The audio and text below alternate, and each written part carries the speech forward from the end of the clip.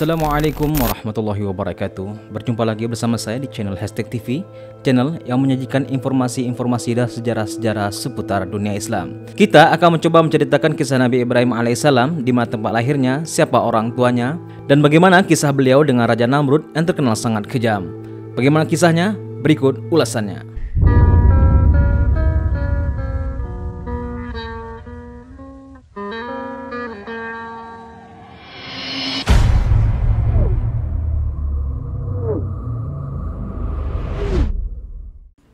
Nabi Ibrahim alaihissalam memiliki nasab Ibrahim bin Tarikh bin Nahur bin Saruh bin Ra'u bin Falih bin Abir bin Salih bin Arfakashad bin Sam bin Nuh alaihissalam. Nabi Ibrahim berasal dari keturunan Sam bin Nuh alaihissalam. Ada sebagian yang mengira Nabi Ibrahim adalah seorang Arab, namun berdasarkan ahli sejarah menegaskan bahwa Nabi Ibrahim alaihissalam ialah keturunan dari Nabi Nuh alaihissalam dan bukan dari kalangan bangsa Arab. Nabi dari kalangan bangsa Arab hanya 4 menurut para ahli sejarah, yaitu Nabi Hud alaihissalam, Nabi Saleh alaihissalam, Nabi Syuaib, dan Nabi Muhammad sallallahu alaihi wasallam. Sedangkan Nabi Ismail ialah campuran dari bangsa Semit dan bangsa Mesir. Nabi Ibrahim adalah seorang yang sejak kecil dibekali oleh Allah kesadaran terhadap fitrahnya, yaitu tauhid dan keislaman yang begitu kuat.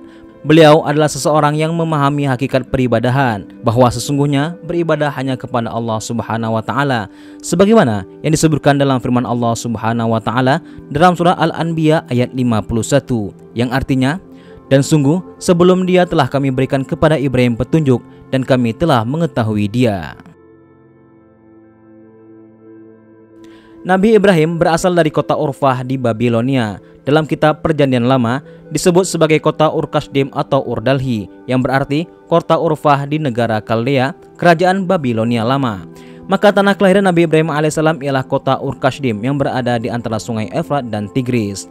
Di sisi lain, ada studi pembanding lainnya yang menyebutkan kota Urfah ini ialah bukanlah kota Urfah di Babilonia Selatan, melainkan Babilonia Utara, yaitu kota Urfah dan Turki bagian Tenggara.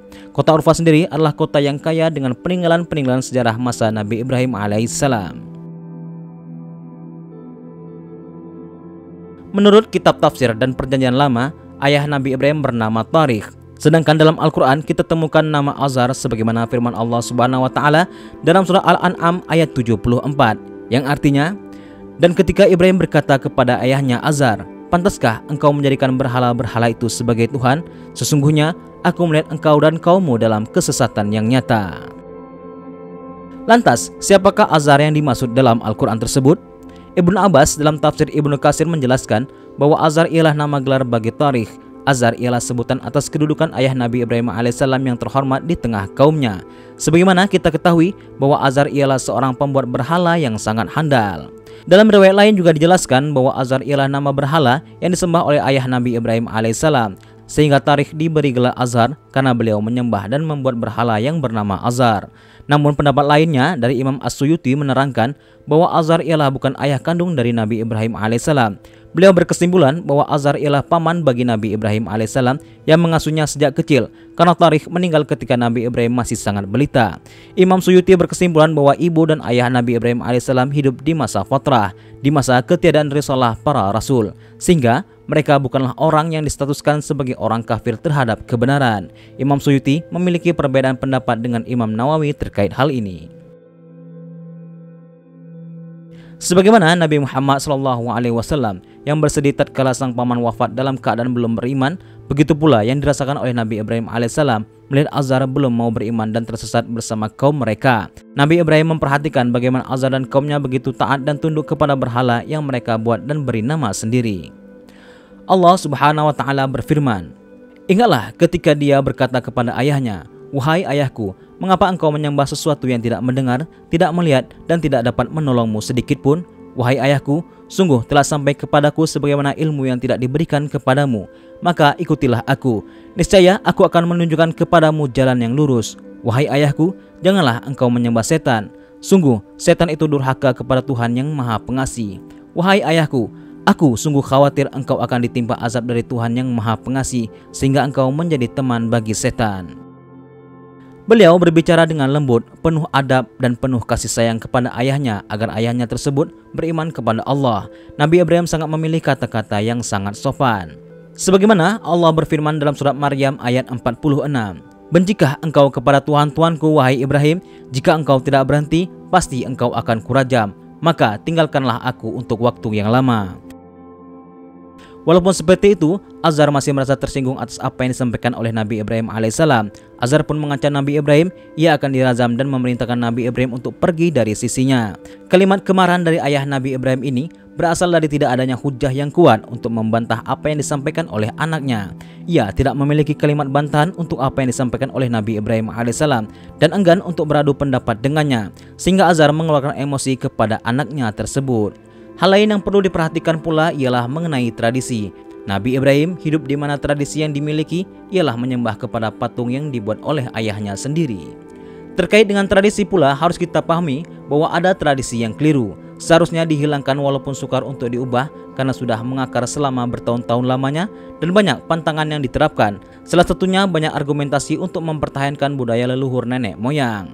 Ada juga tradisi yang sesuai dengan syariat, harus dilestarikan dan diberi pemaknaan Islami agar memahami hakikat dari tradisi tersebut. Allah Subhanahu wa taala berfirman, Dia berkata, "Semoga keselamatan dilimpahkan kepadamu. Aku akan memohon ampunan bagimu kepada Tuhanku.